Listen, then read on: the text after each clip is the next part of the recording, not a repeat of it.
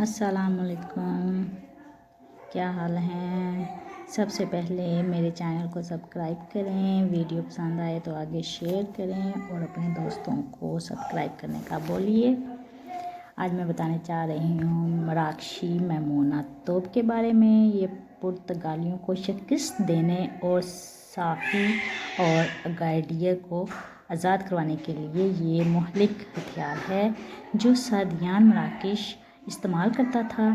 یہ 1589 میں یعنی کہ 1579 میں وادی مخزان کی لڑائی میں بھی فیصلہ کن تھا، جہاں اس نے یہ توپ خالص تانبے کی بنی ہوئی ہے اور یہ بہت پرانی ہے۔